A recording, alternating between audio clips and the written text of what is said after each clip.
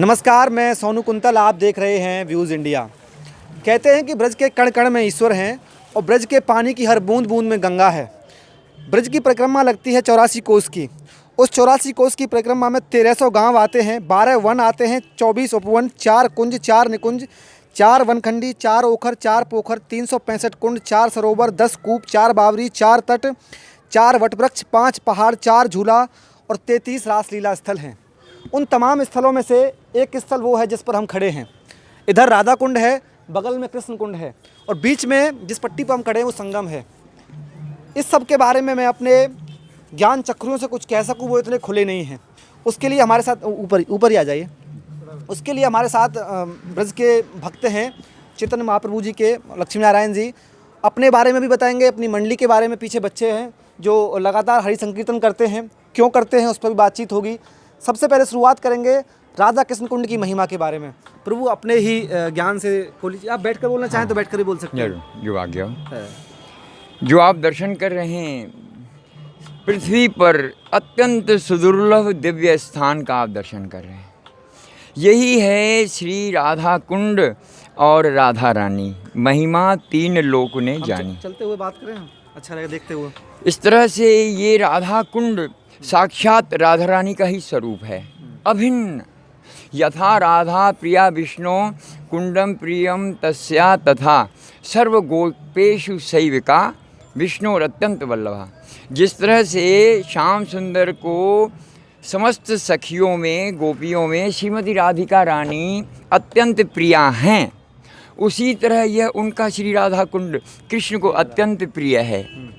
यहाँ श्री कृष्ण अपने सखाओं के साथ नित्य जल केली करते हैं और जहाँ विराजे राधा रानी अलवेली सरकार, जल में विराजे यहाँ कीरत कुमारी है। इस तरह से इस जल की इतनी महान पावन महिमा है। जैसी भोली राधा रानी वैसो राधा कुंड है, जैसो बांको मेरो श्याम वैसो श्याम कुंड है। यानी कि कूज यहाँ और मोरन को नित्य है, जैसी भोली राधा रानी वैसो राधा कुंड है। हमने सुना था कुंड के बारे में कि इस कुंड, ये बगल में कृष्ण कुंड है, आप कैमरे पे देखिए एक बार, आइए हमारे साथ आइए। और ये राधा कुंड है बगल में, बीच में संगम है। इसको राधा जी ने कंगन से खोदा, कृष्ण जी ने बांसुरी से खोदा। उस कहानी को बताइए दर्शकों को। ये हम ब्रजवासियों के मुख से दर्शन दीजिए, इनको भी दर्शन करें। हम ब्रजवासियों के मुख से जो सुने हैं, एक बार की बात है भैयाओ बहनों, जब श्याम सुंदर यहाँ गौचारण लीला कर रहे थे तो गौ चराते चराते अचानक कंस के द्वारा भेजा हुआ अरिष्टासुर राक्षस आ गया। अरिष्टासुर राक्षस आ गया तो उसने देखा ओ कन्हैया गैयाओं से बड़ा प्रेम कर रहे हैं, तो बछड़े के रूप में, सांड के रूप में आ गया और इतना डरावना था, इतनी दुर्गंध थी उसके शरीर में कि सभी लोग भय से कांपते हुए कन्हैया कन्हैया कन्हैया हमें रक्षा करो, हमें बचाओ। कन्हैया ने देखा, अरे ये कौन है,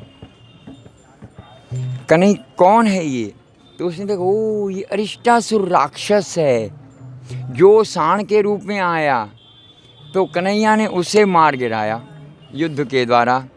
अब जब ये संवाद फैला इस ब्रज धाम में, अरे भैया सुनती हो इस कन्हैया ने इसको राक्षस का वध किया, जो अरिष्टासुर, जो कि बछड़े के रूप में था।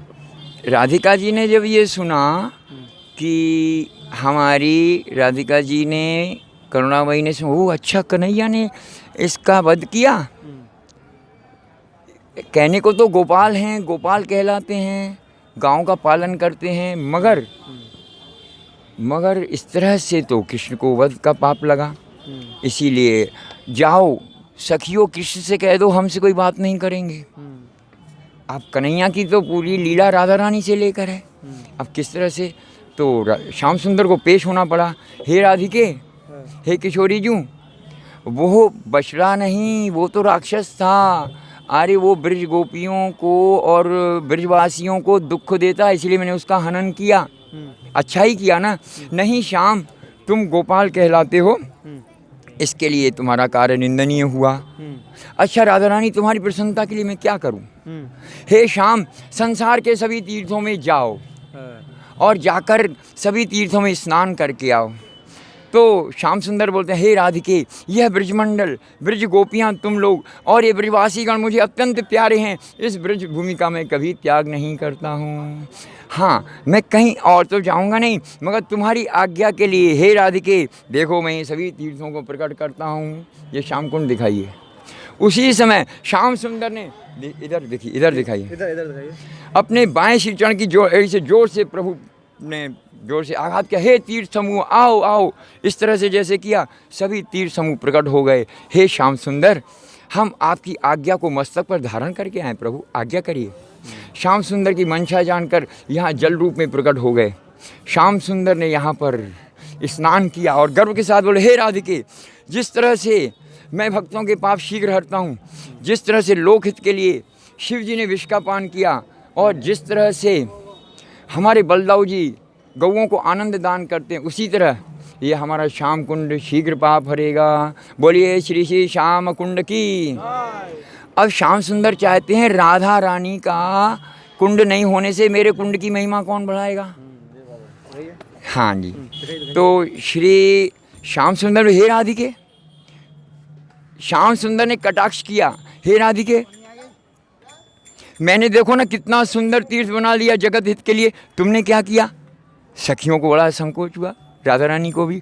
तब सखियों बोला, हे श्याम, हम भी हमारी प्यारी सखी के लिए एक सुंदर कुंड बनाएंगी जो तुम्हारे कुंड को भी आकृष्ट करने वाला होगा। राधा रानी जब कंगन से रज को हटाया, सखियों ने इससे विस्तार किया, तब श्याम सुंदर की आज्ञा से इसमें संपूर्ण तीर्थ समूह प्रकट हो गए। इस तरह से राधा कुंड, श्याम कुंड को, राधा श्याम सुंदर के तो प्रेम में नयन, उनने जब इस राधा कुंड को देखा तो साक्षात राधा रानी का ही स्वरूप है राधा कुंड। बोलिए राधा कुंड धाम की।